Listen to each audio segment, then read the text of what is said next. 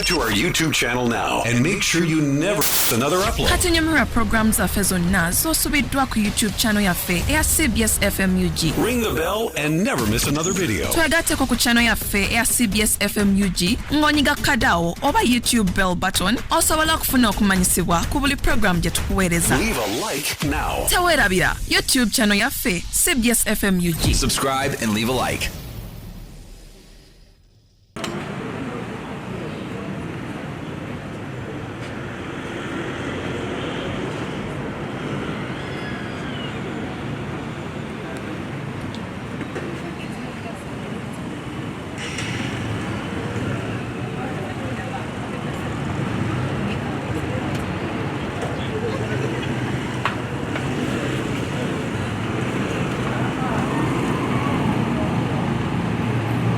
Jagala omukazi bina dene.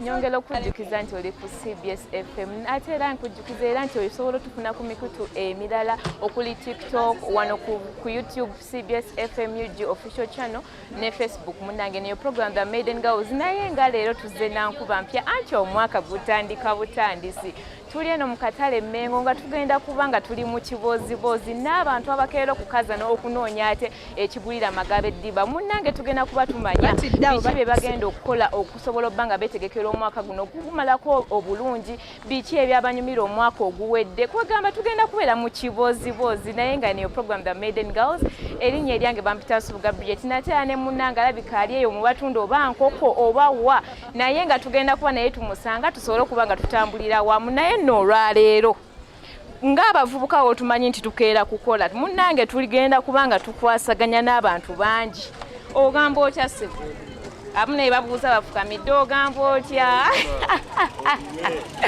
munnange nno leero wano ku CBS tuzze nankuba mpya twagala tumanye nti omwaka guno ogenda gutambuza otya biki ebyakunyumira omwaka oguwedde ebyanyumira omwaka oguwedde byali bingi naye kyasinga naye n'ebikyala bina byonna byagenze lumu kati ndi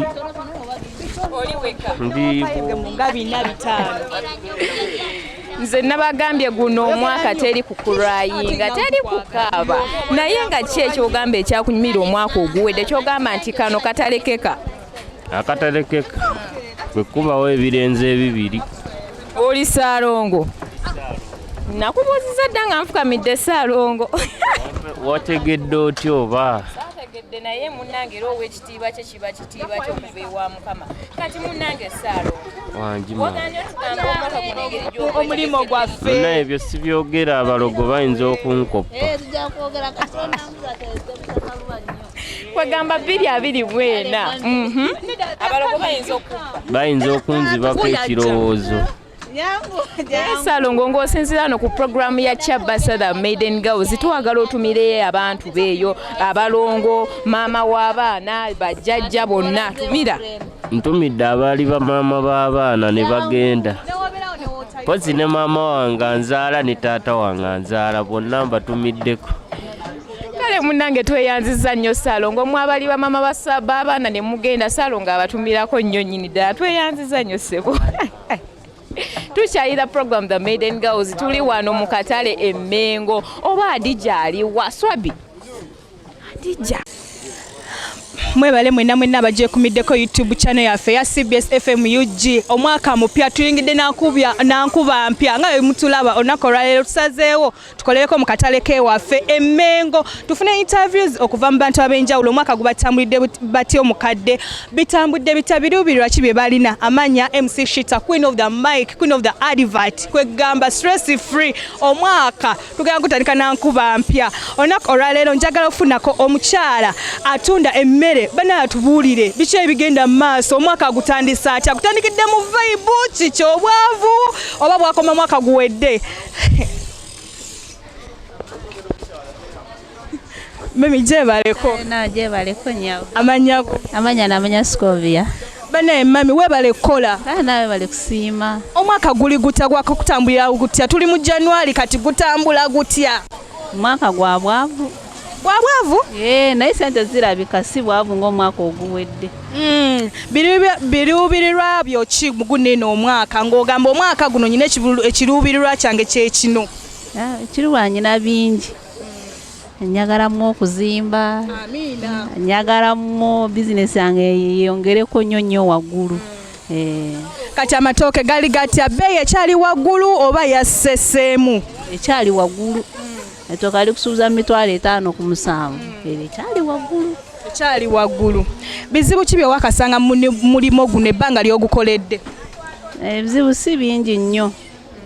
Si bingi, tewali bizibu naye bwaga tatambudde era ogenda bugenzi ogamba kyekigaanye. Omwami gyali omutumireko? Gyali. Mutumira mu kamera zaffe omukube laavu omutumireko naye agambe nyina omukyala. Era mutumiddeko kama mulijjo ero erinnya muyita Aisha.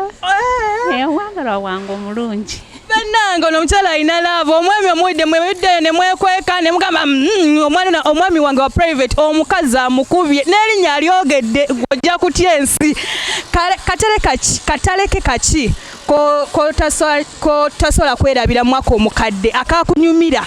Ak'emmengo. Ali katya mami?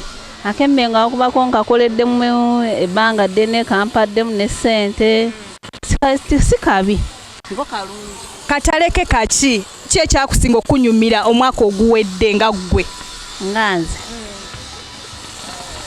tobanga mbe kyasinga nnyo okunyumira mu byonna okulaba n'entunda wano bizinesi yange sina ekiba kiri awo bagamba kyekinsumbuwa. Tweyanze nnyo tweyanzega ono omukyala alina laavu si mwabaddeeyo ne mwekweka nti omusajja wange bannange owange wa private. Nedda omukazi atukubye gwe omukwano, omwami ng'oli eyo omukyala ndowooza omulabye akwagala bitasangikwa. Katufune ku balala tukomewo.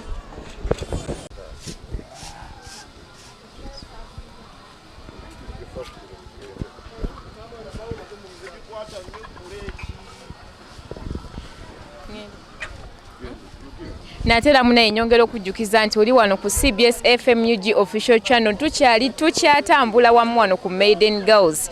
Tuli mu katale Mengo abantu tusanga abantu ab'enjawulo nga tubabuuza omwaka bagwetegekedde batya. Akatale ke ka 2023 kwegamba lunaku lwa kiboozibozi, lunaku lwa kunyumyamu bunyumya.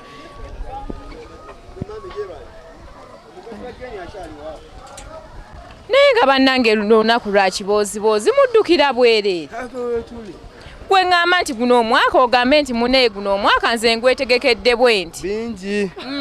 Lwansonga emyaka tebagyetegekera. Emyaka tebagyetegekera. Naye mulengera wonaakera olunaku ne lugamba leero ŋŋendako wano ŋŋenda kwoza engoye ŋŋenda kola ki n'omwaka gusobola obbaawo n'ogamba ti guno omwaka ngusuubiramu kino na kino munaye ate buli wobeera ng'osuubira Mukama akuwa. Akuwa? Kale nze naasubira emmoloka enaayingira kyogamba omwaka ogujja. Anti era buli wonaasubira emmotoka ng'okola nnyo ng'osobola okugifuna. Nkati kyova olaba nga ndi bano lwansonga nayo njagala muguno gwennyini. Muguno gwennyini. Ate kati gwe ate olaba twaguyingidde. Ate olaba bw'otandise okunsiza kati gwe guno omwaka ogwagalamu mmotoka. N'ebisingako awo. N'ebisingako awo. Munnange era munaye nga wokitegeera nti buli wokkiriza ate era by'okkiririzamu okufuba olaba ng'obifuna. Kati munnange nno saategedde mannyago. Nze bampita Isima. Bakuyita Isima. Isima, njagala okumanya ku bintu ebimu ebyakunyumira mu 2023 by'ogamba nti bannange wadde omwaka ogwo twagukubya amabega naye bino byanyuma. Byanyuma? Ku sayidi y'obulamu oba ku sayidi y'ensi? Naye omwana Isima osobola ogamba oba bya bulamu oba bya entertainment oba mupiira n'ogamba n'oli yankubira goolo eziwera yo owagira ki? Toli munnabyamizannyo. Kati munaye Isima osobola ogamba nti banaye oba kino kyannyumira nnyo. Ekinyuma ku sayidi eyange mukwano. Bwalaba Maiden Galz munaye Isima yakugamba nti ekintu ekisinga omunyumira gwe mukwano. Oyagala nnyo omukwano? Ekimu ku byo. Kubola abantu okwatula kyekyo ya. Naye olunaku nga bwe luli nti lwa kiboozibozi just kunyumirwamu n'abantu abawangalira muno mu Mengo. Isima, kintu ki ky'osinga okwagala okukola? Okukola? era ye business okubanga nsobola okubanga nkera nembezawo obulamu bwange n'abanneetoolodde kwe kuyamba eggwanga lyange sijja yamba nsi nyamba ggwanga. Natera mune Isima kyagambye kya muwendo nnyo agambye nti mune ye ekintu ekisinga okumunyumira kwe kubeera ng'akola buli wabeerawo ng'ayingiza ssente mu nsawo Isima yawira ng'obulamu butambulira nnyini nnyo nnyini ddala n'eggwanga oba olizimbye kati ne Isima nga tukomekkerera kankuviire oyinza okuba olinayo abantu b'ogamba nti bannange bayinza okulaba oba ngenda kugula data tubateereko wali ku CBS FM UG official channel balabe nga mbatumira Isima nsaba otumireyo abantu nga 3 2 4 kati bwembanga sina mikwano oyina okuba oyina maama oyina taatawo nze ntumidde gwe Isima atumidde nze Isima nange nkutumira neetumira ku maama wo kabambi yonna gye bali mbaagala gwe mukwano gwe nina gye bali tegusobola kumanya kakoguni naye wanolaabu nate okimanyi natera mune Isima bwatyo wabadde agambye nti abantu be bonna eyo gye bali abaagala nnyo nate mune tuko wano ku CBS tugamba nti buli wooyagala buli woogaba omukwano naawe ofuna mukwano eneyo program the Maiden Galz tukyasanga abantu bangi tukyanyumyanyumyamu wano mu katale Mengo ate era tukyasinkana abantu bangi okusobola okubanga tumanya beetegekedde batya omwaka biki ebyabanyumira mu 2023 nakusobola okutumirako abantu baabwe muneebwe tyone we tukyatambudde ngawe twabagambye nti olunaku olwaleero twakoledde mu katale kaffe ak'emmengo kati nga munda wawe nyimiridde matu abakola bizinesi ey'amanda bannanga ate no bizinesi kyesinza okunsanyulako nti si bakyala bokka twabamanyirira mu manda nti abakyala be batunda amanda kugambye abaami beenyigidde mu guno eno omulimo kwegamba mbeera yakuba wano nawayi kutega kasente olunaku olwaleero njagala funako omwami kwegamba bayina kinku mu kutunda ki sebo wekwese wabale kakalabya owaayo tugikola mugikola webale kukola bulungi era nkolera ddala guno omulimu abantu abamu baali bagamba abakyala basinga ogukola lwaki gwe omwami owaayo nati kati abakyala yesu kati twafuuka kati baami nga ffe tulina obikola amanya go sebo amanya gange nze Shema Benoni ani sebo Shema Benoni mwami Benoni kiki kyogamba omwaka oguwedde ekisinza okunyumira n'ogamba kano kataleke kagwegambe kyakusanyula kyansanyula mu butuufu tewali kyansanyula tewali kyansanyula obwavu bwali bungi byali bitya obwavu bwo mu butuufu tewakyali bantu tetukyalina bakasitoma batwala amanda gatudibako amanda gabadibako kati kyenjagala okubuuza sebo biruubirwa ki byogamba guno omwaka nti tebindeka biruubirwa bya gozizo mu mwaka guno omwaka guno njagala nkyukemu neme kubeera ku bikomando oleme kubeera ku kikomando producer okawulidde omwami ayagala kyukamu omwaka guno aleme okubeera ku kikomando olinayo mukyala nina ssebo olina naye lwaki ekikubeeza ku kikomando mukyala kiki ati kati biri ebyeka biba byeka n'ebyawano biba byawano omukyala alina okusibirira nagamba genda okole ate oyinza obanga omukyala oluusi obeera yiiri obeera busega okolera eno tovugewo okugenda kumulaba olina kulya wano eno kyamisana kino n'ogenda ekawungeezi bannaye omukyala omwami agambye ekikomando omwaka guno nedda olinayo abaana omwana nina nnyabo ninayo omwana omu sooka otumire ku maama bebi oyo akitegere nti omwagala akitegere nti wakuba n'okulya ebikomando lava ogimukuba emmaaso osanga wonaagimukuba mu maaso ekikomando tojja kuddamu kirya mukube laavu mulage laavu osanga kyekikulisa ekikomando butamukuba laavu maama w'abaana wange mutumidde amanya ge yaani gamba nze nzekka amanya ge Natasha ye Natasha ennyabo ogambye nze nzekka saagala abantu bategeere nnyo amanya ga mukazi wange Webale nnyo ssebo webalire ddala. Omwami agambye omwaka guno ekiruubirirwa kye takyayagala kuddamu kulya kikomando. Kwegamba kireka omukyala yatafaayo. Naye omusajja akutumiddeko Natasha alina gy'oli. Weebereremu. Katukomewo tovaako. Abagambye olunaku olwaleero tuli mu katale k'emmengo. Leero tugenzeeko ku bamami abantu abafumba emmere. Kwegamba omwaka gubatambulidde batya omukadde. Batubuulire ebiruubirwa byabwe omwaka guno. Mami gyebaleko. Amannya go? Nabulime. Webalekola mami. Ale nnyabo. Omwaka guno gukutambulidde gutya? Omwaka oguwedde gukutambulidde gutya? Tegubadde mubi nnyo. Ofunyeemu ebiruubirirwa byo omwaka oguwedde? Nfunyeemuko ebimu. Bizibu ki by'osanze omwaka oguwedde nga gwaba akola bizinesi eno? Ebintu bya bbeeyi, bakasitoma nabo tebalina ssente. Embeera ya kusoomoozebwa. Biruubirirwa byo ki by'ogamba nti omwaka guno ekiruubirirwa kyange kye kino? Biri ku mutima gwange sisobola bikugamba. Otya ab'ennugu, ab'effutwa, ab'ensaalwa? Mbatya. Byogera. Otya? Biri ku mutima gwange. Akatale keka omwaka oguwedde ki ekyakusanyula nga ggwe mami? Ekyansanyula bingi. Bingi ebyansanyusa. Tuweeyo kimu ki ekyo ekyasinga okukusanyula? Tobyogera.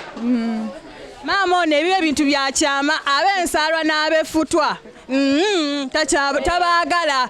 Mumuzze emabega. Abatagaliza bangi okunnemesa. Akola ki? Abazze emabega? Mami, lwaki obazze emabega abantu? Kale. Oyo omukyala abagambye ab'effutwa, ab'ensaalwa takyabaagala omwaka guno. Katugendeko wano. Mami gyebaleko. Kale mukwano. Amannya go? Mannya gange mpitibwa Great Semakula. Semakula linnya lya mwami oba? Name. Mbadde mmanyi mami otukubye ekolaiza linnya lya mwami. Family name mukwano. Mami webale kuyita mu mwaka omukadde. Kuyita mu bulungi nnyo. Sina kibi kye ng'ogerako. Biki ebyakusanyula omwaka oguwedde n'ogamba kino kyo kye kyasinga okunsanyula? Nazaaliramu omwana. Amiina. Bamu ennyumba. Omuwulidde? Era byonna mbyebaliza ddala Katonda. Omwana we ye yasooka oyo? Abaana nina bataano. Oyo wakutaano. Amiina. Kaakati biruubirirwa ki by'ogamba omwaka guno teguggwako nga sibikoze? Ebiruubirirwa bino gya mwaka guno nzimbira mamange ennyumba ey'okubiri. Amiina. Wamuzimbira dda? Namuzimbira dda ali mu nnyumba ye, amazzi weegali, amasannyalaze alina, talina kyajula. Abaana mulina okufa ku bazadde bammwe. Omukazi yazimbira dda maama we ennyumba kati ne guno omwaka. Musulyewo endala. Oyagala musulyawo mwamba kalina? Kalina. Amiina. Webale nnyo webalire ddala. Challenge ki gy'ogamba, bizibu ki by'ogamba guno omulimu gwe bukyanga otandika kukola by'osanzeemu ebizibu? Ebizibu bye nsanze mu guno omulimu. Bakasitoma bampaka, abamu balya tebaagala kusasula. Kati ng'omwaka oguwedde bangi nnyo bwe mmajja ssente zange besijja kwatula mannya. Ate oli mugagga? Ndi mugagga mu mutima. Webale nnyo webalire ddala. Omukyala omuwulidde nti mugagga mu mutima de temwagala kusasula, bakasitoma muli bamputtu naye bane mukendeeze ku mputtu. Kamasindike wa Brizzie abongereyo. Olabya Adija ng'agamba nti bakasitoma abamu temwagala kusasula, oyimuka ng'agenda onoonya kyenki wangi n'ogenda onoonya kyenyi n'otakomawo. Naye Mmengo okyali wano naffe ku Maiden Galz, tuli wano mu katale Mmengo. Tusobodde okuwayamu n'abantu abakeera onoonya ssente, okumanya ebintu ebyabanyumira, ebintu bye baluubirira ofuna omwaka guno, nate era ebintu bye basingira ddala obutaagala nga bakasitoma obutasasula.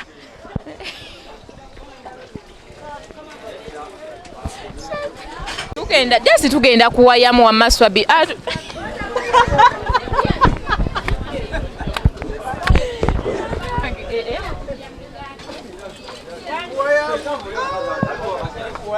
Lwaki Kozesa kamera sebo.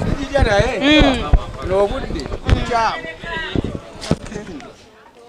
Maiden Galz anti tukoledde mu katale Mmengo kwati gwali eyo ng'olina bintu by'otannalaba nze ndaba ku nakati ndaba ku nvendiibwa nengera ku miyembe bogoya bannange ki ekitali wano naye nga wano munnange n'abantu bangi gye balinnya abatundira ddala swabulu abantu jangu tubalage nanga envendiibwa bogoya nga abantu tebamulaba gwe sembeze eno kamera tata gyebaleko sebo we baabo we naye gyebale ng'olabika okumanya Yesu kati mukama yeebazi yeebazibwa ngende mu assalamu aleikum tugende mukama yeebazibwe bannange wano mu katale Mmengo leero tuzze mu lunaku lwa kibooziboozi nti munnange twagala okumanya ebintu ebikunyumidde omwaka oguwedde ebintu by'osuubira mu guno omwaka munnange ng'omuntu anaaba omukozi aseetinga pulaani ye n'agamba nti olunaku olwaleero ŋŋenda kwoza ebintu mala ebintu ŋŋendeko mu kibuga n'omwaka nga we gutandika ogamba munnange ŋŋenda kunsuubiramu kino nsuubiramu kiri taata gw'osuubiramu ki mu guno omwaka guno munnange asuubira mukama akola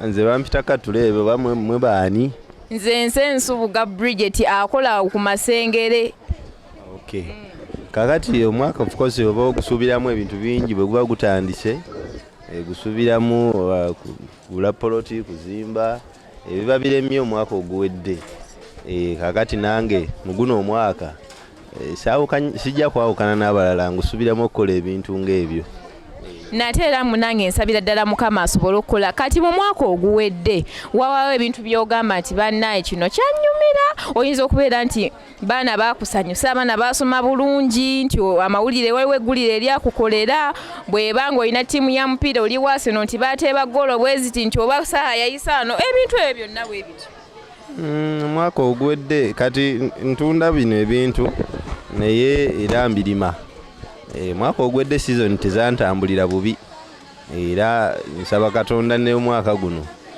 ebyennimi ebyeŋŋenda okulima era bibeere birungi nate era mukama ajja kwera ddala ebyamagero kati munnange nga wooli ku kugundi eno woosobola ogamba nti munnange gwali eyo naye mwennyini gwembuuza ng'onoonyewo tujjo jagenda ku ssimu ye eyaseereza onoonye CBS FM UG official channel era ojja kubanga weerabira nno nnyini ddala naawe ali eyo osobola tusanga ku Facebook osobola okutusanga ku TikTok naye munnaye omusajja ono oba omwami ono nga tannamaliriza njagala atumireyo abantu be basingira ddala bagamba nti ntambula nabo ku mutima wano Radio TV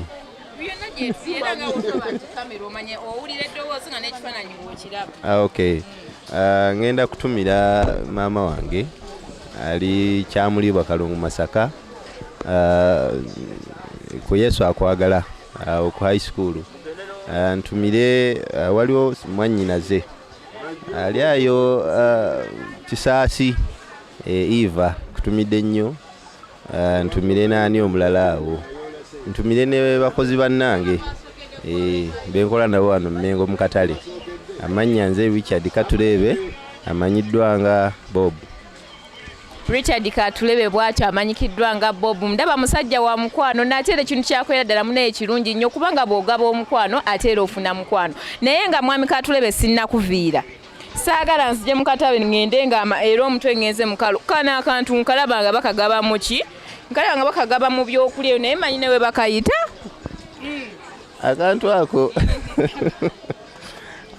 kalina amannya mangi kisinziira eggwanga mw'ova naye mu luzungu osobola okukayita lettuce ntera okulaba nga mu bisaladisaladiz ebyo bibagabaga nga mwekali akantu kano kale kakola bulungi baga kano kakola bulungi lettuce kati wano mutunda kikoola mutunda ki kuba ndaba era kafaanana nga mboga okasalasala mu pieces nga bw'osala emboga cabbage nga bw'osala cabbage era nako bw'okasala ate nze kiri kipepa nali nkiyita yellow pepper red pepper green pepper banga kino ekya yellow ki sweet pepper kino bakiyita sweet pepper naye nakyo kirina amannya mangi solo kiyita pepper berry oba berry pepper oba sweet pepper oba yellow pepper oba red pepper kisobola okukola weewaawo omwami Katulebe neyanziza nnyo munnange si kyukamba naye babiteeka mu supu. Abawarabu bakiyita zucchini. Naye mu luzungu baby marrow oba mu lufalansa courgette. Kansubira gwe munnange ali ku Kyabasa laba the Maiden Galz. Munnaye gwe olina omutwe ogukwata kubanza we nnaafulumira akaterali nga nzijukirako lettuce yekka. Solo kiyita salads kubanga kikola salads. Kale munaye sebo neeyanziza nnyo, obadde mwami wa mukwano, obadde mwami mwaniriza era nsiimidde ddala.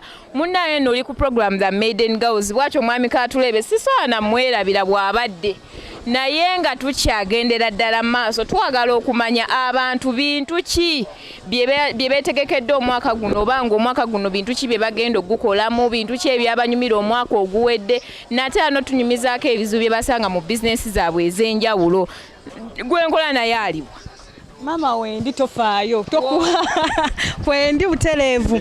Mwebale nnyo abajje ku middekeera CBS YouTube channel yaffe the Maiden Galz tuba tusimbudde. Nabagambye guno omwaka twazze nankuba mpya kulema.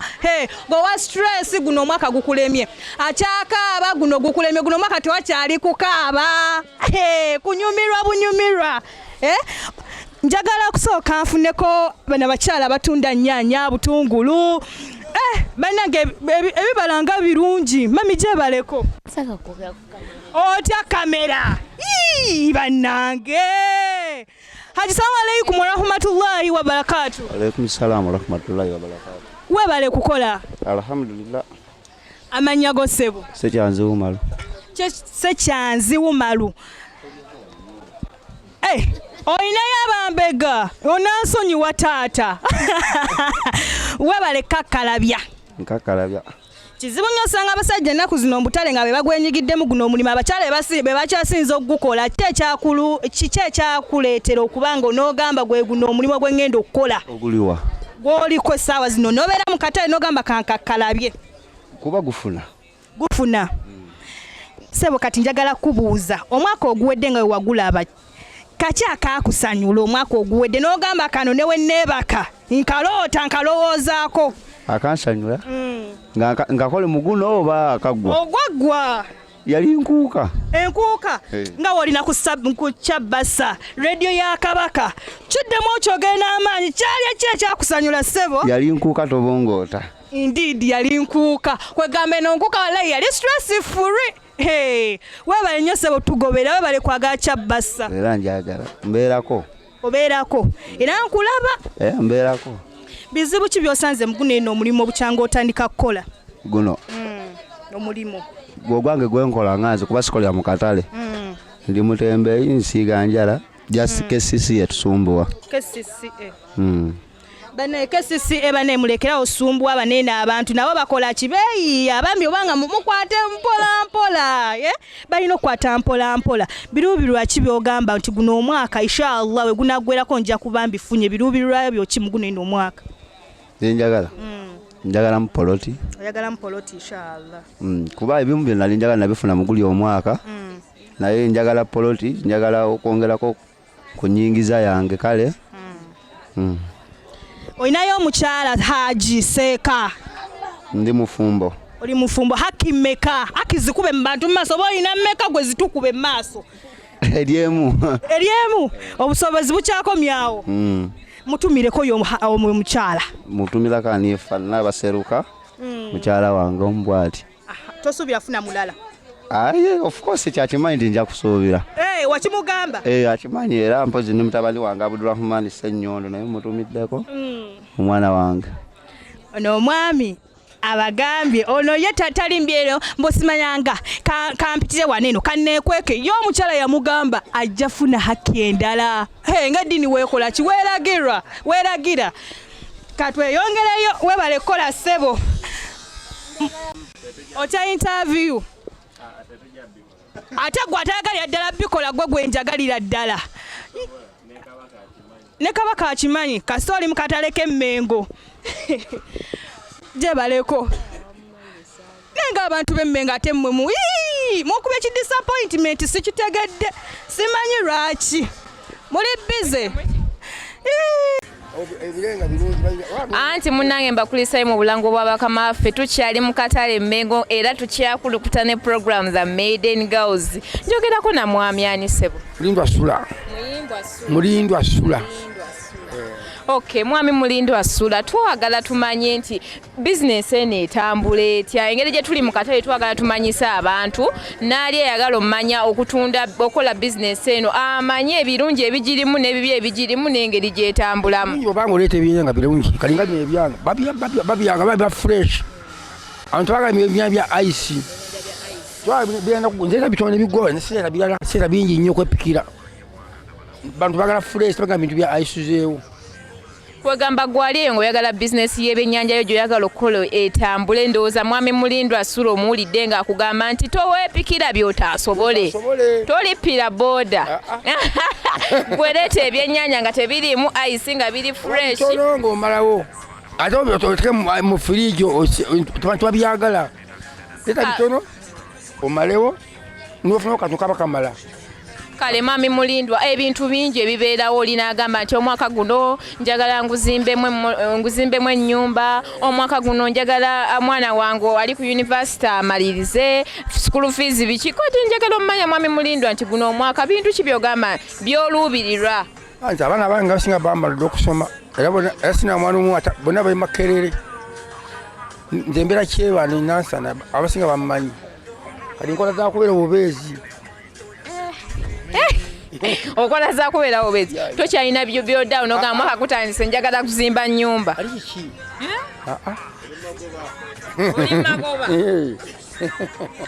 Kale mwami Mulindwa omwaka oguwedde wabeerawo abantu agamba nti bannaye waaba wammani naga gundi oli yantebera gwolo zino waaba wa entertainment nanga neshiba yankubidde kana akayimba. Njagala okumanya mwami Mulindwa nti bintu ki omwaka oguwedde ebyakunyumira noga kano tekalekeka lwako byanyigamu byankwatamu kasina bungi ssente bamba nebyamabanja ebyennyanja kani mabanja era nsasula nga siina.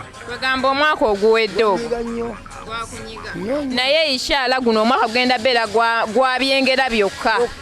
Kale mwami Mulindwa ngo oli ku mpewo za CBS twagala tumanyeyo abantu bobotambula nabo ku mutima osobola batumirako bamanye nti munnange ku mutima babeerako wange ne baganda bange abaye busaabala bonna batumirako bakole bulungi babenga basuubire nga biri fresh bajja kufuna ssente.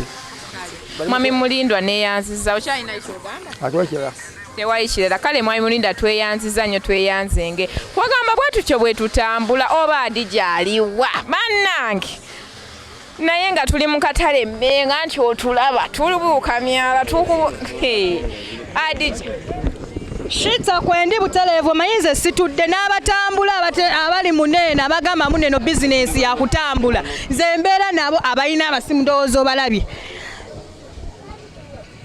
Ono mwami akyali ku bizinesi naye atugambye CBS sivaawo nga sikoze interview na CBS.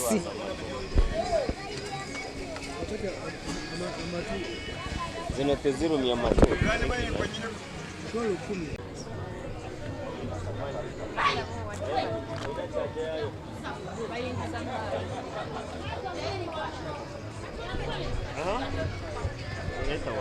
Leta wanene sabi ngawe twabagambye nti n'abayita mutalo oli otunda ka business kikyokola butereevu tuba tuli nabo saba amanyago. Amanya nze Talemwa Gideon. Talemwa Gideon leka kwatire ssebo. Webale kakalabya. Na omwebale okukola. Kati ssebo omwaka oguwedde bizibu bingi ebyalimu waliwo n'ebyakunyumira omwaka oguwedde kino nakini kiki ekyasinga gwe okunyumira omwaka oguwedde? Ekyasinga okunyumira ennyo omwaka oguwedde kati ngafa wabeera mu field nasanga bakasitoma bangi nnyo abaagala essimu eza Nokia ezasooka nga 3310 1018 Sony simu ze bayitanga nigiina katooki kabiriiti so nanyumirwa nnyo omwaka oguwedde olwaba kasitoma be nafuna kati simanyi guno gwe tutandise gunaaba gutya. Banno omwaka ogwedde bakabanga bwavu gwe wayoola.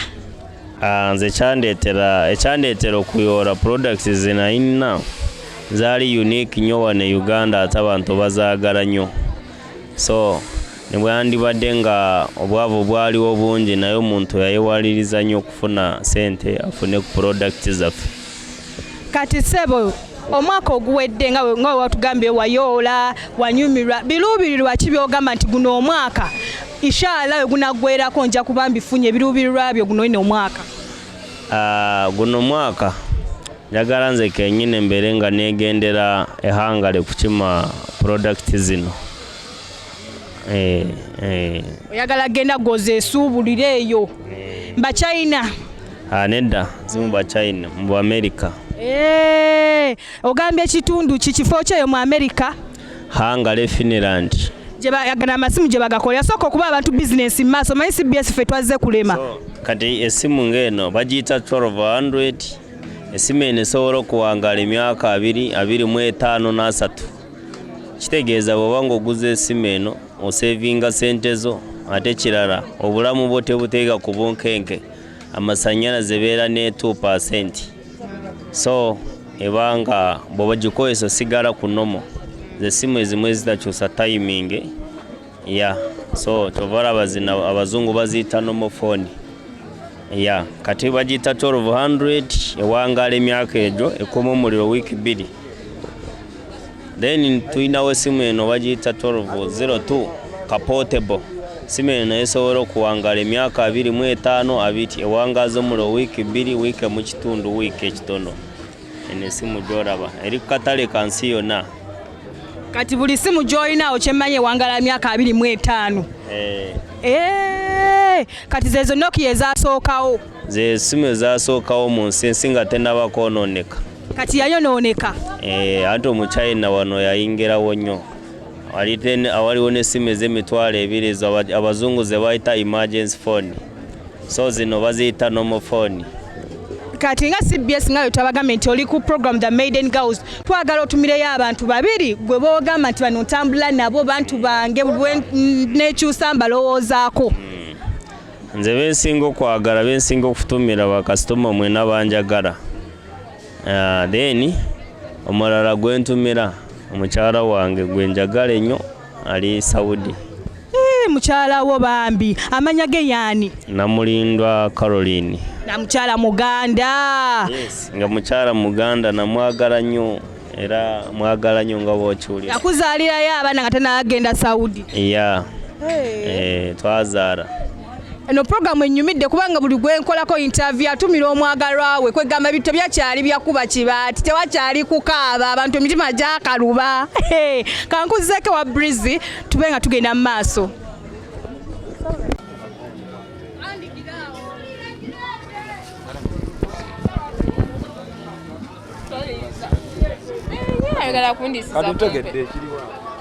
Kati odduse anti munnange okyali ku program the Maiden Galz tuli wano mu katale Mmengo tukulukuta bwe tusanga abantu bwe tubabuuzako ate era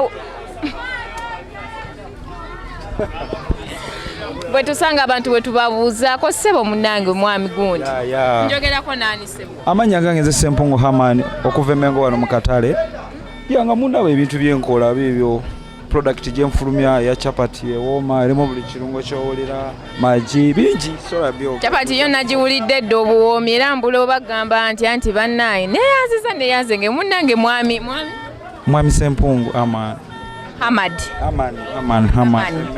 Hamani Emmengo njagala okumanyako ebintu byogamba nti munnange omwaka we bagutandika abantu abalala bazimba bagamba nino zimba kalina abalala nino ogulamu kabooda gwe guno omwaka ogamba gukolamu ki? Bannange aga Katonda mu ggulu era kyensaba Mukama kiri ekintu kimu olwedde ebimpa ssente yabimpa dda mu butuufu nange njagala nfuneko akapoloti akange wenteeka ennyumba eyange amaka gange ku Kampala wano esegera kyekyoka kyensaba Mukama nga nze omuntu. Inshallah Mukama agenda kubikuwa. Kati omwaka guno oguwedde njagala okumanya ebintu ebyanyumira mwami Hamani byagamba nti bannaye kano tekalekeka. Bannange guno omwaka oguwedde amazima sijja kulaba kukulimba tegwanyumiramu n'akamu. So nafuniramu ebizibu bingi mwe mwali n'obulwadde obwali kulamu bwange obw'okunongoosa. So nali nina byenzimbye byenjagala okufuna ebimu ku ebyo byenjogedde byagaana olw'obulwadde obwandiko bwe nafuna ne banongoosa ne mala ekiseera nga ntudde kati ku ssaawa eno naakadda wano ku mulimu naye nga naliwo akadde ennaku nga 2 emabega nga walaba n'obulwadde kati oli otya embeera eyeeri ekyatuguze kasoma ng'ate we tukola oyo mufere manyi kasitoma kati mwami amanyi omwaka oguwedde kwegamba gwatambulira ddala bubi nnyo amazima g'omwaka oguwedde kye neebaza katonda kiri ekyo mu linnya lya katonda na saving obulamu bwange ne bubanga buli seefu okulaba ku mwaka guno nga nnyimiridde ku mulimu nkola era nkiwa nti guno omwaka buli kimu kye nali njagala ngenda kukifuna n'ebisingawo nze bwe ndaba mukama agenda kubimba mwami amanyi nga wooli wano olina okubaayo eyo guno omwaka tosuubira kuwasaamu omukazi oyizo ga guno omwaka ngenda n'embooko mu nnyumba oba gyali bannange nze bwe nali ntandika obulamu bwange nasooka kusaba ekintu kimu mukama bananga mpeeyo ku zadde ezadde naye nga nifuna mba maama mukama najjampa omwana asooka nga mulenzi nfuna awo maama owokubiri nembeerako naye nampa obwana bubiri nga nabo bulenzi kati nga nze bwe nalaba njagala enkyukakyuka n'embeera enjawulo mu bulamu bwaffe ne mu famire yaffe nensalawo asooka agendeko ebweru nange eno bwe nnoonya twegatte tujjemu bye twagala kale maama oyo nsaba omutumireko oba abaana bo oba maama wakuzaala bonna batumireko nze maama wange anzaala namatovu Christine okuva esembabule katimba mawogola mateete omukazi oyo mwagala nnyo nnyo nga bwe nneeyagala n'okusinga bwe nneeyagala so ambeereddewo ebintu bingi sikutyakoma kunzaala kokka ambeereddewo ebintu bingi ate nga takomye kumbeerawo kokka abeereddewo n'abaana bange kuba nabamukwasa mukazi ng'agenze ebweru nemanya nti nze nina okunoonya muwe kye yeetaaga naye ng'omukazi okumuwa abaana de abeera naye gwe tobeera naye w'amaanyi nnyo era musaba mukama katonda ekintu kimu amuwangaaze nja muwa buli kye yeetaaga obulamu bwe bwonna amiina agenda muwangaza kati gwe mwami hamani gwe njogera naye naawe ali eyo ayagala okulaba the program the Maiden Galz naawe okulaba bwe watumiddeko ojja funa essimu ye eyaseereza munnange nate era ogenda onoonye CBS FM UG wali ku YouTube ne ku TikTok osoogera n'onoonya CBS FM UG official channel nate n'osobola okuba nga olaba ku baana abato abaweereza naye mwenyinyi okulaba abantu bo oba baweereza n'obagamba nene nabatumiddeko wali ku Kyabassa oba ku CBS ekyo tekyandibadde kikulu ne ku ssaawa ya leero wonsanze nga ggwe munnamawulire ondaba noonya era nga n'ekyo ojja kunsanga nnoonya kati ssaawa ez'okunyuka wano ogenda okulaba TV kijja kunetaagisa nga nkooye nga sinaaki unless anti naffe ekyovolaba twabigonzaamu hamani ne tugamba nti katubateere wano ku YouTube nti omuntu ne waaba ku ssimu ye aba asobola onoonya CBS FM UG official channel n'asobola okuba nga alaba programu beibe kituufu ekyo kiri ize era tusobola okigoberera naye nga tukiwadde obudde bwakyo naye era olina okugenda munaye okeberemu wali ku CBS FM UG official channel osobola okuba nga onoonya la Maiden Galz otulabe nga naabwe weweekola ki ate nga ndala kusingira ndabira ddala ggwe mu lofiti okitegera wali wona naye nga tweyanziza kyapati neyanziza wayagadde okundiisaako wakulaba mwana okitegera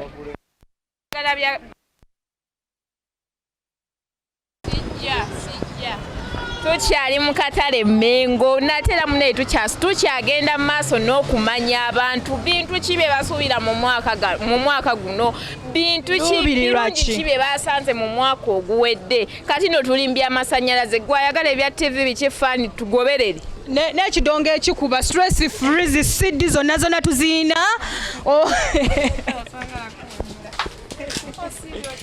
bulungi nyawo sibyotya nyawo erinnya bampita Justin bakuyita Justin kati mukyala Justin nga wotulaba n'aba Maiden Galz omwaka twagutandise nankuba mpya leero twagala okumanya abantu ebintu bye basuubira omwaka nomunaye we gutandika wabayo agamba nti nze njagala kuwasa guno mwaka tegugwako nga sirina kijuujulu waka ne wabayo agamba nze guno mwaka ffe abakazi tegugwako nga sikoze eki nga sizadde kati maama gwe ndaba oli munabya bizinesi njagala okumanya oba n'abantu okusobola otegeera gwe bintu ki mu mwaka guno by'osuubira okusinziira ku bizinesi yange eno omwaka guno suubira okwongeramu okugaziwa oba ogenda mu madaala 3 nga tulina fule eya wansi eya waggulu n'esembayo?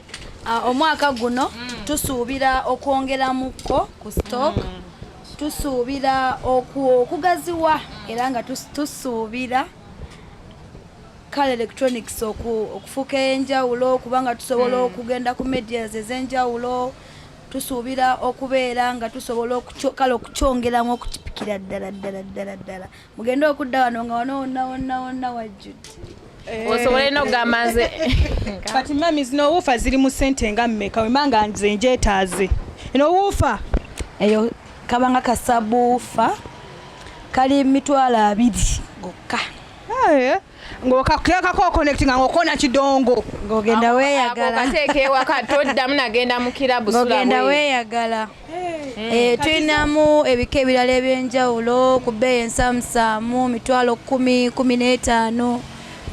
kati gwali ayagala ebintu ebyo ojja kubanga ojja wano mu katale Mmengo omukyala atunudde wansi ng'ogenda ku Lwemasaka oba Wakaliga. Kati munnange omwaka oguwedde nze nga nze omanyize ndi wa Lusaagiriro nafujjo njagala okumanya oyinza okuba ng'olina akantu akakumina ng'ogaba naye kano tekalekeka oba mwana asoma bulungi ekintu kyonna ekyakuwa essanyu ku mutima. Omwaka guwedde ekintu ekyasinga okumpa essanyu kwe kuyingira mu nnaku enkulu nga sales zikyuseemu nga zeeyongeddemuko okusinziira nga we zaali emyezi egyo 9 emabega. Amiina kati tusabeera Mukama ayongere kukolera ebirungi. Kati munnange njagala obuulireko Shitah abantu babakutambulira ku mutima osobola obatumira nga be basukuma essaala n'omwami nsagala amuleke obanga gyali ng'ali ku mutima omwami wa muno omwagazaali sikuba abantu love masa nagambye 2024 tewakyali kukaaba omwana mukube ntudde mami tutumira nsooka okutumira bakasitoma baffe abalungi abali e Masaka, Mbalala, Jinja, Mityana, mwenna tubatumirako. Ntumira family yange, ntumira mukadde wange Kadde Kalute Edward ne family timbagala nnyo bonna n'omwami wange omulungi mwagala nnyo. Mwami yani amanya mami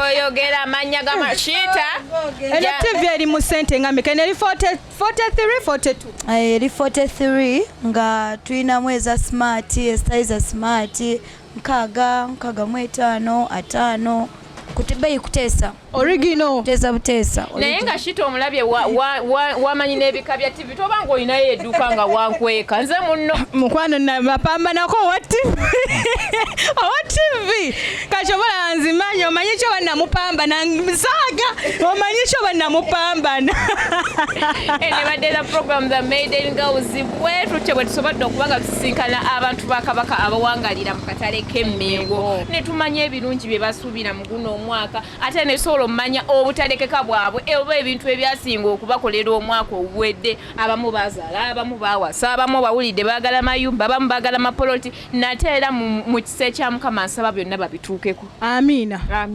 Ennene nnyo tuddiŋŋane olunaku olulala wangi mama nange gweyagala olaba Maiden Galz ng'olina essimu ya seereza munnange osobola tufuna ku TikTok osobola tufuna ku Facebook ne YouTube channel eya CBS FM UG munange natera nosobola okuba ng'otambulira wamu naffe n'osobola omanya programu zaffe ez'enjawulo eno eri koga byonna tugenda kuba nga tukuwa akasavu kanyama gwe munnange nno obutasobola olina kubeera nga osobola okutwegattako yonna wooli naye nga Ssaabasajja Kabaka awangaale nga bwe twabagambye no kana akatale buli bizinensi bantu bagikola ntuukidde ku musajja eno bizinensi baaba kwagamba yabumpwakimpwaki oba babutebumpwakimpwanki buki bunkwankikwaki nga byakulya byonna mulimu gwonna okutambula tugenda nago okuvaamu ssente omulimu gwonna okuvaamu ssente mubi mulimu gwonna nze ogumpa ssente ogundiisa ogumbeezaawo mu bulamu bwange ogumpa buli kimu ekyokukola tambula nakyo. Amanya gose amanya gange nze Kakembo Matiya. Kakembo webale kakalabya kasoma yo omulaba kasoma ebyokulya weebiri kasoma wange ono ampa ku ssente nemuwa kye yeetaaga. Kati eno sausage ebeera mu ssente mmeka emu ya mmeka? Sausage eno ya 5 wekwate neba ya 10. Mbadde mmanyi nga ya 13. Ya 5 kati muwadde atamutakeeze. Omwaka oguwedde ki ekyasinga okukusanywa n'ogamba banne siri kyerabira? Omwaka guno omwaka oguwedde gwantandikira bubi, emirimu gyali tekitambula bulungi, nenzirako mu kyalo ewaffe Emitiyana, disitulikiti y'Emitiyana mu ssaza lya Kabaka ery'e Busujju, nva mu ggombolola y'Emaanyi.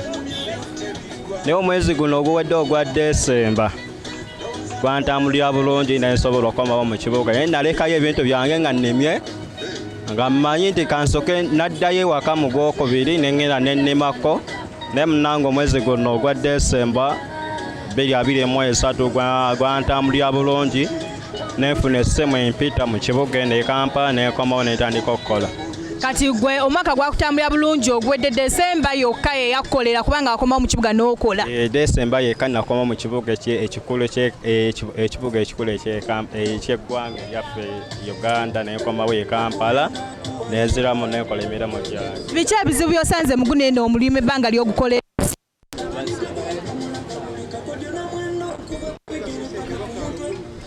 Nga we mulaba nti kano akatale kali bize, omwami ndowooza afunye kasitoma nga we mulaba. Kangendeko omukyalo ono mami, webale kukola mami. Kale mukwano. Amannya go? Amannya Nacha Eroni. Nacha Eroni. Bannange kizibu ennaku zino abakyala beesuliddewo gwa naggamba tebaagala kukola balinze za kameeza, obasindukira bubaka ki? Oba nkugambe bubaka ki? Kubanga balabika tebanaakutegeera Uganda gye tulimu. Tewakyali kaabo omwaka guno. Aliwo abaami tebakyali, kale balabirira ne obuvunaanyizibwa bwasuuka ssente entono e Uganda. Kati chipusi zitandikira ku ssente nga mmeka ggwe? Nga 13 mukwano. Era ng'akata abantu ndowooza balaba price si ya waggulu nnyo. Mami ekibooziboozi kye tuliko olwaleero nanti oli ku program the Maiden Galz CBS. Nga bwe tulingwa nene Mmengo omwaka oguwedde biki ebyasinga okunyumira n'ogamba kano ko kanyumira omwaka oguwedde? Nga mu nsi yaffe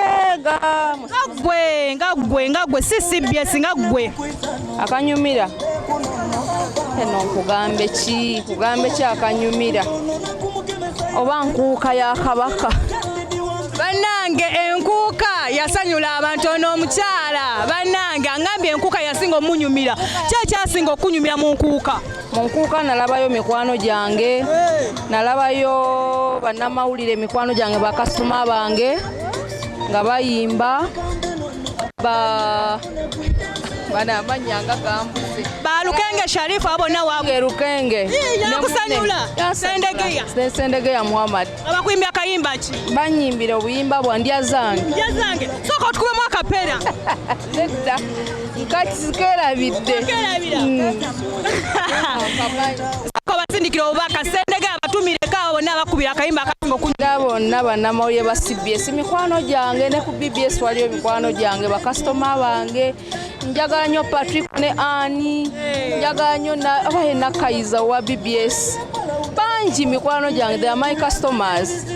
Bane mwebale kuwagira ndowooza ffe twayagala kujjawo kiri nti nno abantu abakola ku CBS oba mu media yonna tebasobola kujja mbutale kuwagira abantu. Ne kojja tumulaba kojja. Bizibu ki by'osanze mu guno eno omulimu bukyanga otandika kukola? Okuggyako enkuba n'omusana olw'olumu n'enfuufu naye tewali nnyo kirala. Biruubirirwa ki by'ogamba guno omwaka we guggwerako nga mbifunye biruubirirwa byo ki guno omwaka? Guno omwaka bye mbadde nzimba ndabe nti mbimaliriza omwaka guno. Amiina. Bye njagala. Tumirako abantu 2 3 n'omwami tomulekaayo. Omwami tomulekaayo. Tumira bazadde bange. Omwami Esawo Kiyega Saalongo. Saalongo bujo olina Alongo. Mulongo. Saalongo. Awekano ni Gomba ne mama wange Edisa Namata naye yewekano ni Gomba. n'omwami wange mutumidde. Omwami yani amanya? Mutumidde. Omwami kyakaliko poliisi. Kozi kana akatale k'emmengo. Akatale akawamu bakayita batya mu luzungu okunga akatale kawamu mu luzungu.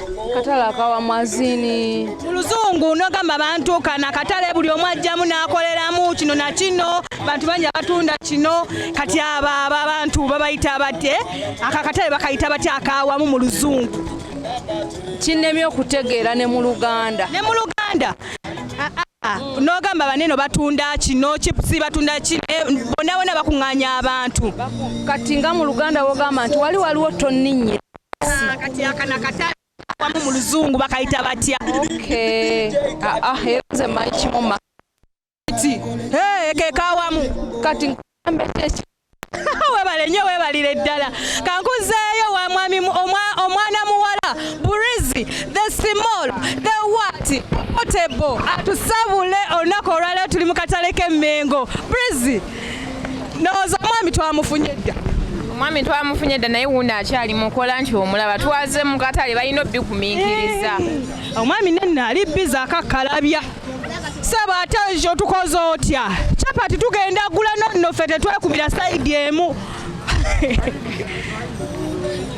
Kati ekibooziboozi otukoze otya ffe ng'aba CBS da Maiden Galz? Nze ngenda mudda wali. Atukoze atya kubanga tuli mu katale kawa mukozi bakayita batya mu luzungu akawamu? Akawamu. Together market. Asome nnyo together market. Akayita batya? Together market. Together market ke kawamu akatale. Producer akatale okawulidde. Tesikusudia kati bakayita akawamu ke tugeza market mu luzungu naye nga munnave twogerako na mwamyanyi olwayo manyi tukulidde kasavu kanyama boddako ewo oli woddako ewoono gwafunyemu yamuvuga speed nedda twagala tumanye gwe twogera naye bambita Rick right. You right. Yeah, Rick right. Kale mwami Rick right. Tuwagala tumanye ebintu byogamba omwaka guba kutandika abasinga bagamba ngenda zimbamu ennyumba ngenda wasamu ekikyala nkiteeke wakagwa guno omwaka ogusuubiramu ki? Guno omwaka mweze mulimu kyemumanya omwaka nguli maaso nnyo. Oguli muki? Maaso. Omwaka gwe guli emabega guli mu maaso. Oli mabega. Omukulembeze gwe balooza wamulani. Nyiza okuba ngudduseeko kubanga nze mug'omukaga nga bbiri nze banyingira omwaka omulala 2025. Omukulembeze wamutegedde gwe twalonze mu 2025 kati 2026. 2026. Sinatuukayo nanvuze speed awo. Ate otugambye omwaka oguli mu maaso. Kugambye guliko emyezi 6 mu maaso. Ali mu gwa 6 ye gyali. Kale mwami Rick right. Mr. Ring right so tuko tugamba omwaka oguwedde biki ebyakusanyudde ekyo ekyakusanyudde omwaka oguwedde.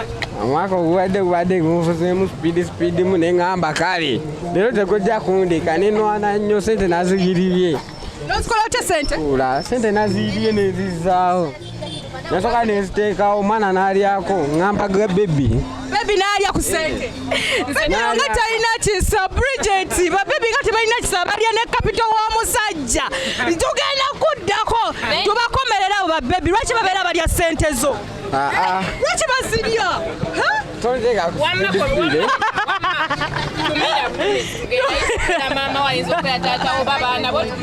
Sigenda tumira ntumidde ggweka. Omutumidde mukulekere twali buzibu olinamu akasente ate bebi ke yalidde okyakalina omwaka ngambe kumpanira bebi we gwe yamukudde kati atumira nze omwaka guli mu maaso kugambye twakulidde kasavu kanyamu woddako ewoono woddako ewoono naye ng'otumidde nze nzekka mwalidde mulalo emingayenze abalidde oli muyimbi hiti nazikubako edda naye kati nze ebintu bya kamera hiti kyeyo tusampolinge musoko producer zooming asampolinge mutulage anko bireke siriiwo leero kubanga embulamu kati nsinakulya soko baba babongo otaka David toke twatukuba kubanga hiti oyagala zizo izo nawe bakyazikupa walina hiti ya Uganda etambula wamma tweyanza bwekyo na program za Maiden Galz wetambudde wano mu katale Emmengo kwegamba ebintu obiraba ebintu embo kibozibozi kibadde kingi abantu biki bye basuubira omwaka guno omwana omwaka guli maaso yasinza okumbuga sipiidi sabo n'atumira nzenze kane maama ye namwerabira nkuleka kubanga saagala omwami saagala akaabe guno omwaka tewali kaaba Maiden Galz bwekyo bwebadde munnange oyina okutufunanga ku mikutu gyonna TikTok otusangayo ku Facebook otusangayo ne ku YouTube ojagenda osakinge CBS FM the official channel nasoera natera osobola okuba nga otambulira wamu ne program za Chabasa munnange nno Ssaabasajja Kabaka awangaale CBS FM.